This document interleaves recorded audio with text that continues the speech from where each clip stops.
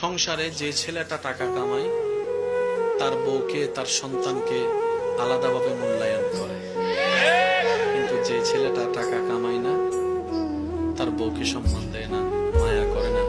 এটা না হয় বাদে দিলাম, নাতি তো নাতি। অনেক সময় দেখা যায় যে টাকা কামায় তার সন্তানকে নাতিকে বুকে টেনে রাখে, আর যে টাকা কামায় না তার সন্তানকে আদরও করে না। এমন দাদা দাদি, নানা নানি, একটু জোরে বলতে হবে ঠিক কিনা?